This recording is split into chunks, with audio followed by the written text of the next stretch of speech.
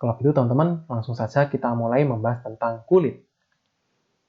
Sebelum kita panjang lebar membahas kulit ini, biar saya sampaikan terlebih dahulu poin-poin pokok yang akan kita bahas di video ini, ya. Yang pertama, teman-teman, di sini mulai saya kenalkan ya. Kulit itu istilah latinnya adalah integumen, teman-teman. Jadi kalau kamu mendengarkan integumen itu sama saja ini membahas atau ngomong tentang kulit, ya. Nah, di kulit ini kita akan membahas 3 hal. Yang pertama adalah fungsi dan struktur kulit. Yang kedua, mekanisme pelepasan dan penghasilan kalor. Yang ketiga adalah kelainan dan penyakit pada kulit. Oke, 3 ini teman-teman. Dan kalau kamu sudah paham, langsung saja kita bahas yang pertama, fungsi dan struktur kulit. Oke, teman-teman. Fungsi kulit. Ini juga menjadi salah satu pertanyaan di LKS-mu. Maka silakan simak dan kamu berikan catatan tambahan di LKS-mu itu. Oke. Fungsi kulit kita bahas. Yang pertama, ini dapat mengekskresikan air, urea, dan garam. Ya. Nah, air, urea, dan garam yang diekskresikan oleh kulit itu kita kenal sebagai keringat. Nah, ini teman-teman. Jadi sekarang kamu tahu komposisi keringatmu itu apa. Paling tidak ada 3 ini yang dominan. Ada air, urea, dan garam. Itulah kenapa keringatmu itu asin, teman-teman. Oke, karena ada garam di situ. Nah, next, berikutnya, fungsi kulit adalah, kulit juga memberikan perlindungan tubuh, terutama di bagian paling luar. Nah, kulit dapat melindungi dari serangan mikroorganisme, radiasi, iritasi kimiawi, dan juga benturan. Berarti fungsi ini erat kaitannya dengan sistem imun. Selanjutnya, teman-teman, fungsi kulit adalah untuk membantu dalam pengaturan suhu badan. Berarti ini erat kaitannya dengan sistem koordinasi. Ya. Ingat bahwa suhu badan kita itu harus selalu berada di kisaran 36,5 sampai 37,5 derajat Celcius. Ya. Nah, pengaturan suhu badan melalui kulit ini dapat dilakukan dengan cara pengeluaran keringat. Ya. Dan pengeluaran keringat ini dapat memicu penurunan suhu tubuh. Berarti fungsi ini hanya akan jalan jika suhu tubuhmu itu sudah melebihi 37,5 derajat Celcius ini, teman-teman. Next, fungsi kulit yang lain adalah sebagai media pengubahan provitamin D menjadi vitamin D. Tentu saja ada syaratnya, yaitu teman-teman harus berjemur. Ya, harus berjemur untuk mendapatkan sinar ultraviolet yang kisaran panjang gelombangnya itu baik untuk kulitmu. Ya. Dan ini ada di kisaran antara jam 8 sampai jam 10 pagi. Ini masih oke, teman-teman. Melebihi ini, sinar ultravioletnya, panjang gelombangnya sudah berbahaya bagi kesehatan kulitmu. Malah bisa memicu kanker kulit, teman-teman. Oke?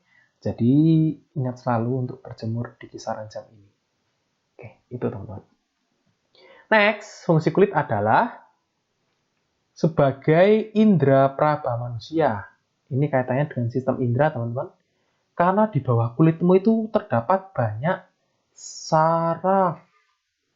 Dan saraf di kulitmu ini memungkinkan kamu dapat merasakan sentuhan. Oke. Lalu juga tekanan. Ya. Tekanan. Lalu juga bisa merasakan panas. Dan juga tentu saja bisa merasakan dingin.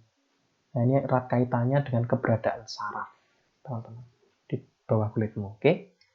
Next, fungsi yang terakhir adalah, kulit ini dapat menyimpan kelebihan lemak, ya, sebagai cadangan energi kita. Tentu saja lemak-lemak ini akan disimpan pada jaringan adiposa atau jaringan lemak yang ada pada lapisan hipodermis, yaitu lapisan kulit yang paling bawah. Kita akan bahas ini lebih dalam di slide berikutnya. Gitu ya, teman-teman ya. Tapi paling tidak ini dulu fungsi dari kulit, silahkan bisa kamu tambahkan, bisa kamu perbaiki dari hasil pekerjaan. Jika sudah paham, kita bisa lanjut ke slide berikutnya. Oke teman-teman, kita akan membahas tentang struktur kulit. Ini pun juga menjadi bahan pekerjaan di LKS. Jadi mari kita coba cocokkan bersama. Untuk yang berkode huruf A, B, dan C itu ya, itu mewakili lapisan kulitmu, dan yang bersimbolkan angka 1-6 itu mewakili bagian spesifik yang ada di dalam kulitmu. Oke, kalau begitu mari kita coba bahas apa saja sih, mulai dari yang lapisan kulit ya, berarti yang berkode huruf. Oke teman-teman, kita mulai dari yang A. Yang A itu adalah lapisan kulit paling atas yang kita kenal sebagai lapisan epidermis. Nah, ini teman-teman, lapisan paling tipis, paling atas. Lapisan epidermis namanya. Yang nampak sekarang bisa kamu sentuh itu lapisan epidermismu. Oke, kita lanjut. Lapisan yang kedua, yang berkode B, itu adalah, ini adalah lapisan yang disebut sebagai dermis. Lapisan dermis, teman-teman. Oke. Dan yang ketiga, yang paling bawah, itu adalah lapisan hipodermis, atau biasa dikenal sebagai lapisan subkutan. Oke. Lapisan subkutan ini ya, subkutan ini. Oke, itu teman-teman. Oke, next kita akan bahas di bagian spesifik pada kulit yang disimbolkan angka 1-6. Dari angka 1 dulu kita bahas. Nomor 1 itu adalah batang rambut, teman-teman. Jadi kita bukan menyebutnya bulu ya, kita menyebutnya adalah rambut karena kita mamalia, kita bukan aves, teman-teman. Jadi sepanjang tubuh kita tuh dibungkus oleh rambut yang halus dan tipis ya. Dan memang di bagian tertentu itu menebal ya, seperti di ketiak, kalau cowok ya di atas bibir, kumis itu ya, lalu juga di dagu ada janggut, lalu di organ kemaluan itu juga biasanya batang rambutnya akan menjadi lebih panjang. Kaitannya karena memang ini akan melindungi dari mikroorganisme, teman-teman. Itu. Gitu ya. Kita lanjutkan nomor 2. Nomor 2 ini kalau teman-teman lihat ini yang ngerwel-ngerwel nih loh, teman-teman ya. Saluran tabung yang berbelit-belit ini loh. Nah, ini saya simbolkan ini ya. Nah, ini loh yang saya merah-merah nih loh. Ini. Nomor 2 ini adalah kelenjar keringat atau glandula sudorifera. Gitu ya. Glandula sudorifera atau kelenjar keringat. Maka kamu tahu fungsinya pasti untuk menghasilkan, ya betul, menghasilkan keringat. Dan keringat yang dihasilkan, berarti kan tadi ada air, ada urea, ada garam. Itu didapatkan dari perpindahan molekul ya, dari kapiler pembuluh darah yang ada di dekatnya, dan nanti akan masuk ke dalam kelenjar keringat ini. Mungkin ada yang bertanya, Pak, bagaimana ya kita tahu keberadaan kelenjar keringat secara nyata? Mudah, teman-teman. Kalau kamu turut terus ini kelenjar keringat ini ya, kalau kamu turut ini terus, kamu akan tahu bahwa ini tuh akan bermuara ke lubang, dan kamu tahu bahwa lubang di dalam pada kulitmu itu kita kenal sebagai pori-pori. Jadi kalau sekarang kamu bisa lihat pori-porimu, coba teman-teman sekarang lihat.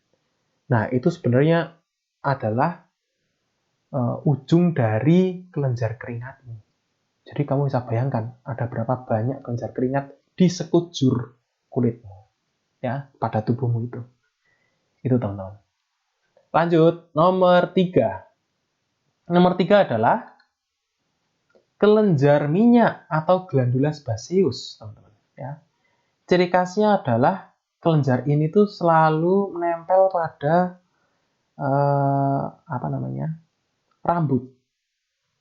rambut ini loh. Sebelum muncul ke permukaan itu akan ada kelenjar minyaknya di sini, teman-teman ya. Nah, ini adalah kelenjar minyak. ini berfungsi untuk melumasi minyak agar tetap lembab. Jadi batang rambut itu akan selalu lembab itu karena keberadaan kelenjar minyak ini. Ya. Supaya tidak kering, karena kalau kering itu harus berganti kulit dan itu akan bisa menimbulkan iritasi teman-teman. Jadi kalau sekarang kamu tuh kulit rambutnya berminyak itu tuh alami, nggak apa-apa. Cuman kalau berlebihan memang mengganggu saja penampilanmu gitu ya. Jadi cukup memakai sampo seperlunya saja. Itu sudah cukup teman-teman. Oke, itu sekarang nomor 4 itu adalah akar rambut, teman-teman ya. Itu adalah titik permulaan tumbuhnya rambut pada kulitmu. Di situ akar rambut fungsinya. Lalu berikutnya nomor 5 adalah serabut saraf, gitu ya teman-teman. Itu tadi yang kita bahas, yang dapat menyebabkan kamu merasakan merasakan tekanan, sentuhan, panas dingin. Nah, ini karena keberadaan serabut saraf ini. Dan yang terakhir, nomor 6 adalah pembuluh darah. Yang merah itu adalah arteri. Ini adalah arteri. Dan yang biru seperti sudah kita sepakati bersama bahwa yang berwarna biru adalah pembuluh darah vena. Itu teman-teman. Nah, sekali lagi silakan kamu perbaiki di LKS-mu dan berikan catatan tambahan mengenai struktur kulit ini. Kalau sudah paham, kita akan lanjut ke slide berikutnya.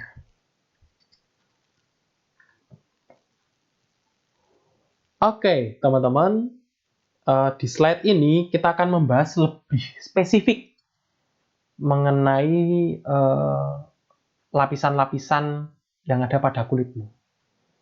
Sekali lagi saya mengatakan bahwa kulit kita itu terdiri dari 3 lapisan. Pertama adalah epidermis, yang kedua yang tengah itu adalah dermis, dan yang paling bawah adalah hipodermis. Ini dari namanya saja sudah berbeda, maka karakteristiknya pun pasti berbeda. Nah, kita akan bahas yang pertama dulu teman-teman ya. Kita akan bahas tentang epidermis. Nah, apa ciri khas dari epidermis? Nah, ini teman-teman. Sebelumnya saya ingin mengatakan bahwa jelas epidermis itu yang paling atas, ya, lapisannya pada kulit.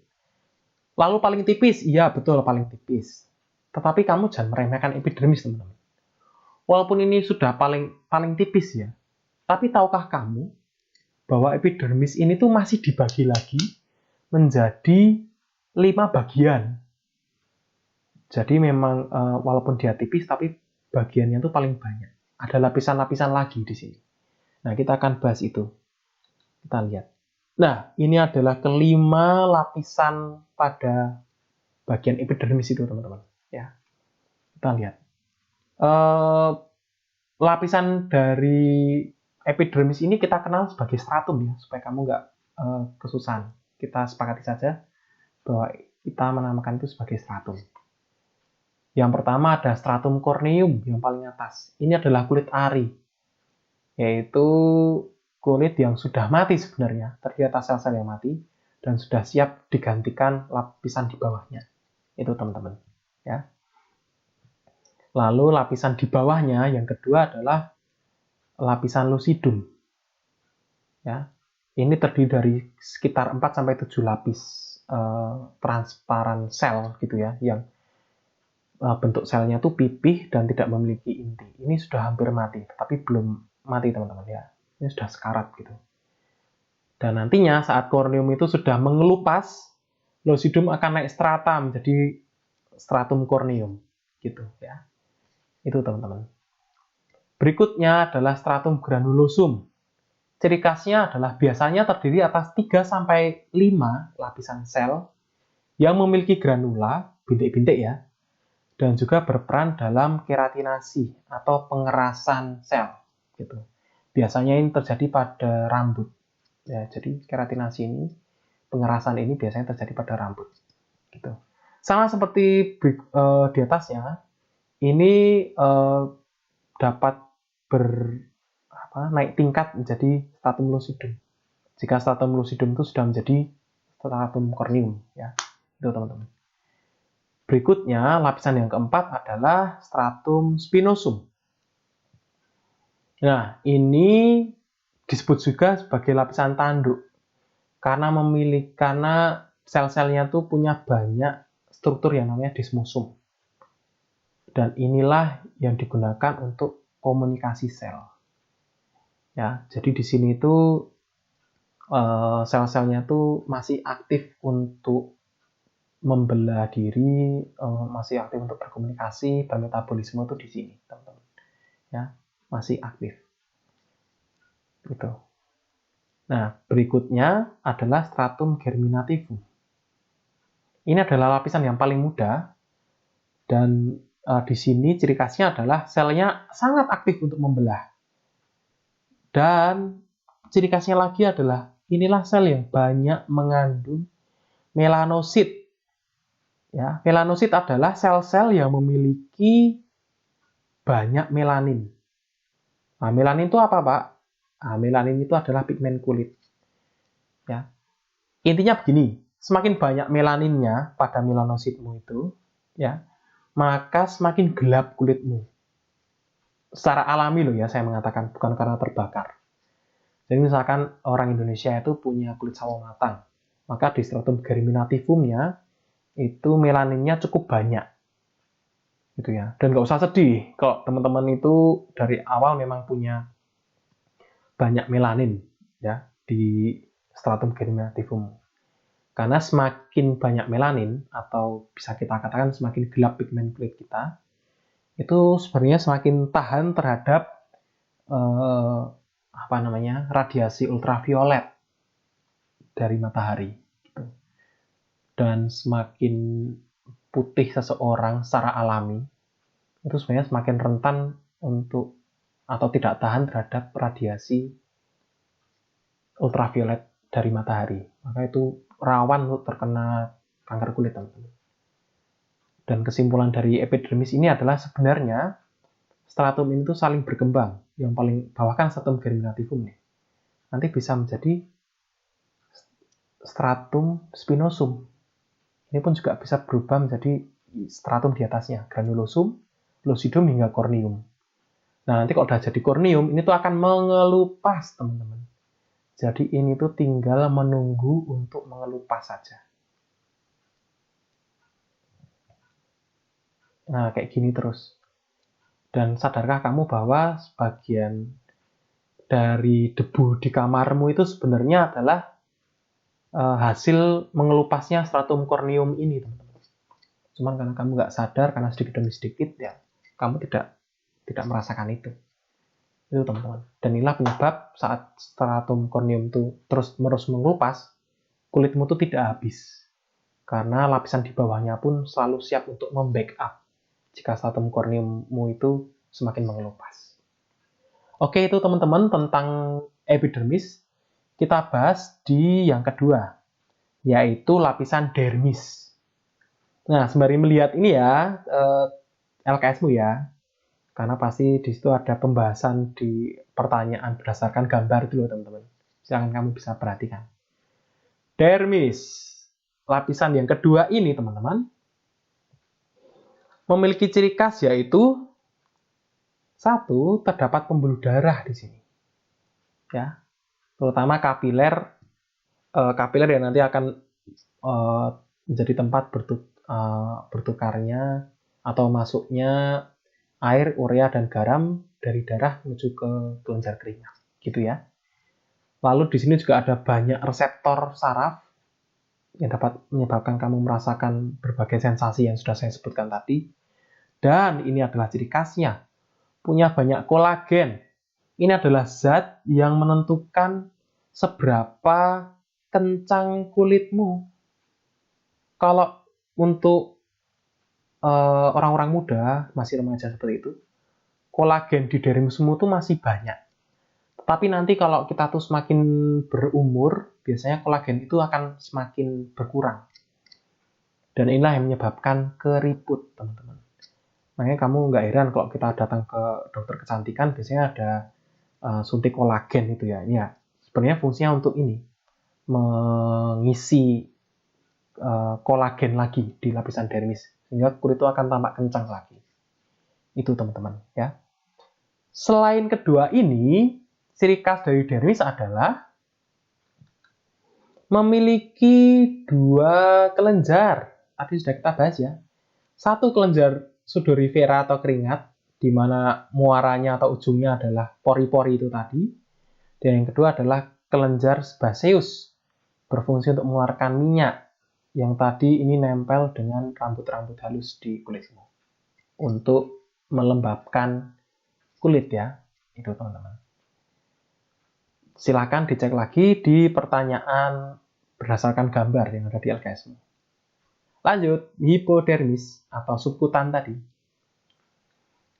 Oke, hipodermis. Ciri khasnya adalah, nah ini ada banyak ujung berbagai saraf. Jadi semakin ke bawah tuh sarafnya tuh semakin banyak, teman-teman. Ya. Lalu di sini pun terdapat pembuluh darah sama dengan yang dermis. Nah, ini adalah ciri khasnya. Terdapat jaringan lemak, teman-teman. Atau tadi kita kenal nama kerennya adalah jaringan adiposa. Nah, inilah yang berperan untuk dapat menyimpan lemak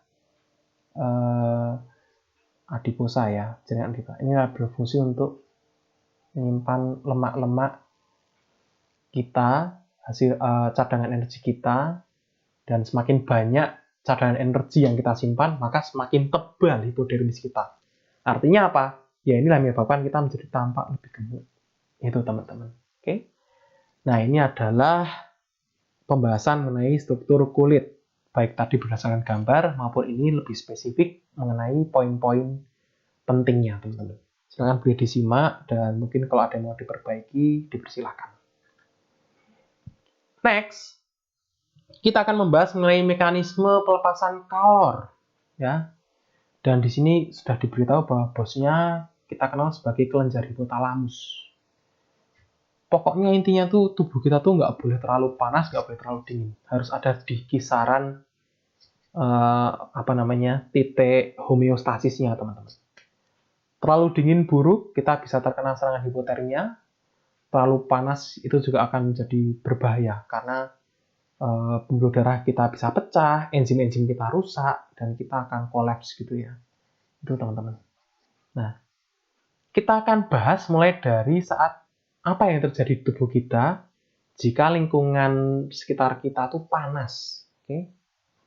Nah, saat lingkungan itu panas, misalkan kamu siang-siang di aula sekolah kamu basketan, atau di luar itu ya, di lapangan basket outdoor itu, dan kamu basketan itu kan sangat panas pasti ya.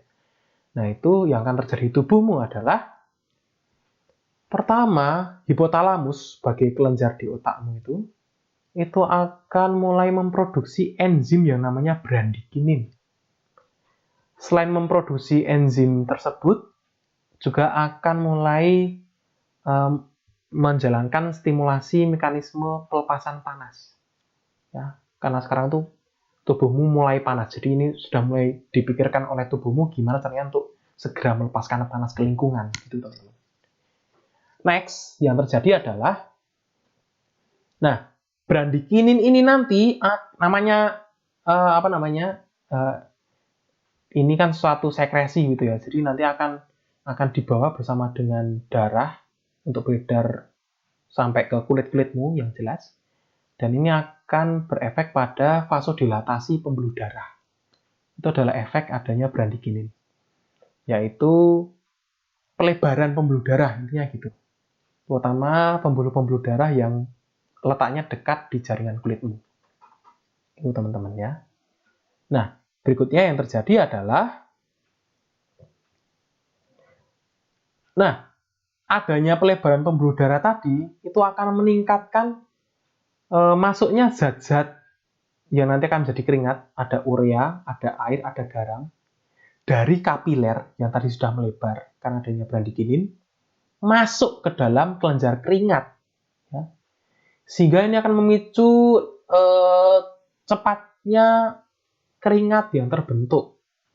Jadi kelenjar keringatnya itu akan semakin cepat penuh gitu teman-teman. Ya. Jika ini sudah terjadi, maka yang akan terjadi berikutnya adalah tentu saja keringat akan keluar dari kelenjar keringat ke permukaan kulit. Ya. Sekali lagi, jika kelenjar keringat tadi sudah penuh, keringat akan keluar dari kelenjar keringat ke permukaan kulit. Dan efek berikutnya adalah bersamaan dengan keringat yang keluar, itu juga akan ada pelepasan kalor dari dalam tubuhmu ke lingkungan. Itu teman-teman ya. Maka kalau sudah seperti ini, kalornya sudah berhasil lepas bersama dengan keringat tadi, tentu saja suhu tubuhmu akan turun ke titik normal, yaitu kisaran homeostasisnya adalah ini, antara 36,5 sampai 37,5 derajat Celcius. Itulah yang terjadi di dalam tubuhmu saat lingkungan panas. Silakan kamu lihat lagi di LKS-mu dan benahi apa yang kurang. Kalau sudah, next kita akan lanjut ke ini adalah mekanisme penghasil kalor atau apa yang akan terjadi jika lingkungannya itu dingin. Misalkan teman-teman itu ke Bandungan, malam-malam nggak pakai jaket. Nah, itu kira-kira itu apa yang terjadi ya. Nah, tentu saja yang akan dilakukan oleh tubuhmu adalah yang pertama, bosnya tetap hipotalamus, itu akan berhenti memproduksi enzim bradikinin, serta serta mulai menjalankan stimulasi penghasil panas. Jadi malah sekarang panasnya itu diusahakan oleh tubuhmu untuk segera diproduksi, gitu ya. Supaya apa? Supaya suhu tubuhmu itu tidak semakin turun, teman-teman, ya. Tidak di bawah titik homeostasisnya. Oke. Lalu, efek dari berhentinya produksi enzim bradikinin ini adalah akan terjadi vasokonstriksi pembuluh darah. Vasokonstriksi itu artinya adalah penyempitan. Akan terjadi penyempitan pembuluh darah, terutama yang letaknya di dekat jaringan kulitmu. Itu teman-teman. Nah, efek dari penyempitan pembuluh darah di sekitar area kulitmu itu adalah,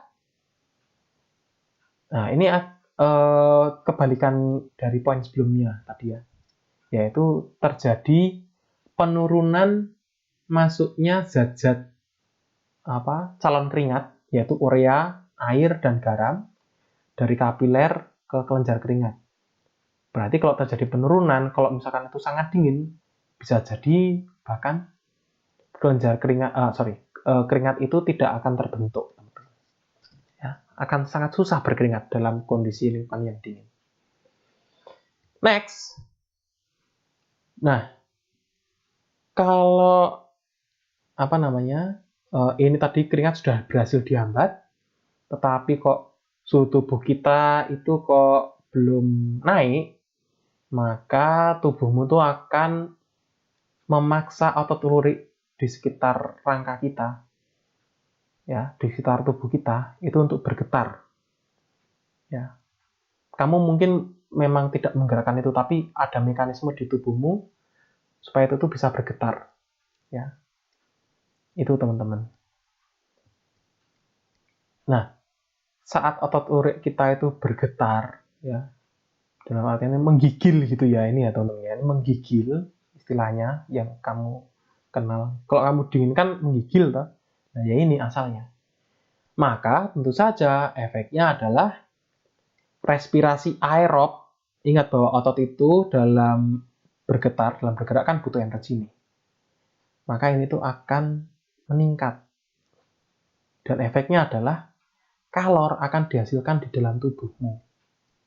Dan nggak bisa keluar lewat keringat orang. Tadi kan keringatnya kan udah dihambat. Iya toh? Nah, efek yang terakhir adalah suhu tubuhmu yang tadinya dingin itu akan naik. Paling tidak sampai ke homeostasisnya, yaitu antara 36,5 derajat Celcius hingga 37,5 derajat Celcius. Itulah mekanisme penghasil kalor yang dilakukan oleh kulit.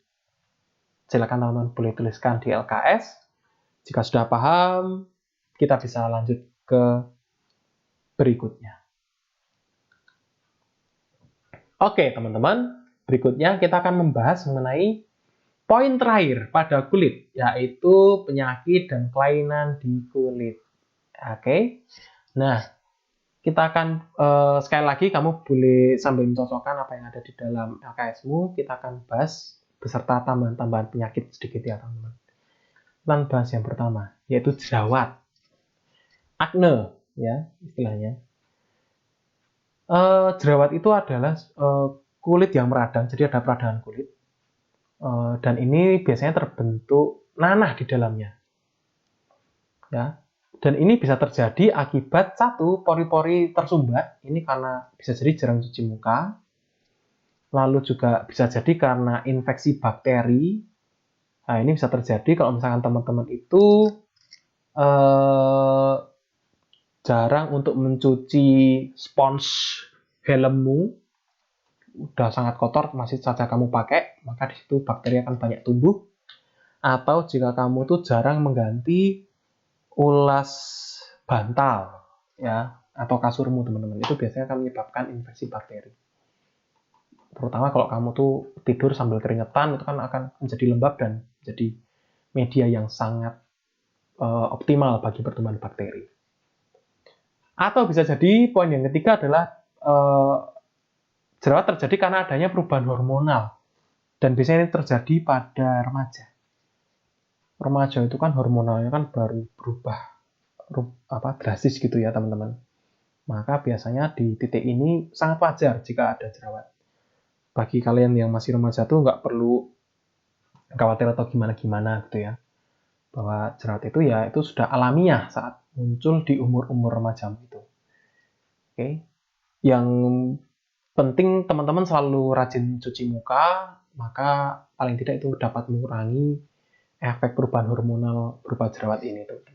Itu. Next, kita akan bahas mengenai vitiligo, yaitu gangguan pigmentasi yang menyebabkan kulit timbul bercak-bercak putih. Dalam hal ini adalah sebagian kulit kita itu kehilangan melaninnya. Ingat ya tadi ya, melanin ya. Melanin tadi yang ada pada stratum yang paling bawah tadi, ya, granulosum tadi, itu kehilangan melaninnya di sebagian area. Maka ya kulitnya akan seperti belang-belang tuh. Misalkan ada yang hitam, lalu ada bagian yang seperti putih sekali gitu. Nah, nanti akan ada fotonya, kita akan lihat itu, teman-teman. Next, kalvus, atau biasanya kita kenal sebagai penyakit mata ikan, ya, kalvus atau mata ikan. Ini definisinya adalah adanya penebalan kulit menyerupai mata ikan. Ya. Kadang kalau kamu sentuh itu sakit, atau kalau tergesek nggak sengaja itu akan sakit, nyeri, teman-teman.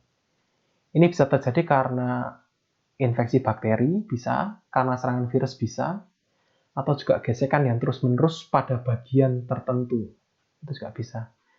Saya pernah mengalami ini di tangan gitu ya, teman-teman.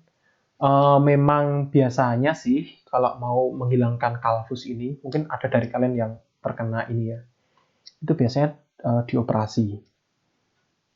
Oke, itu memang mengerikan, teman-teman, dioperasi. Atau kadang kalau saya dulu, saya pergi ke toko obat Cina, lalu ngomong aja bahwa ada mata ikan. Itu biasanya kita dibeli obat berupa seperti Hansaplast begitu, tapi di tengahnya itu ada seperti bubuk. Nah, itu kita menempelkannya pada kalvus. Lama-kelamaan nanti kulit kita itu akan bisa dijabut ternyata, teman-teman. Nah, saya dulu itu juga seperti itu. Akhirnya hilang. Nah, tapi ya awalnya waktu jabut kulit itu ya agak perih gitu ya, karena kulitnya kan ikut terangkat semua. Butuh waktu seminggu untuk kering dan tumbuh kulit yang baru lagi. Itu sih. Siapa tahu dari kalian ada yang terkena ini bisa melakukan hal yang sama. Itu, teman-teman. Next, kudis. Nah, ini biasanya ciri-cirinya adalah kulit terasa sangat gatal. Biasanya ada seperti bintik-bintik itu loh, teman-teman. Ya. Biasanya ini terjadi di area sela-sela kaki kita. ya, jari kaki, area sela jari kaki kita. Dan ini biasa disebabkan karena tungau, ya, biasanya karena serangan gigitan tungau atau karena kutu air, teman-teman. Itu. Next, kadas atau kurat. Ini ciri khasnya adalah ada bercak kemerahan pada kulit, tetapi bagian tengahnya itu jernih, transparan. Biasa terjadi karena infeksi jamur, dan ini gatal, teman-teman. Oke, itu teman-teman mengenai kadas atau kurat. Next, kanker kulit.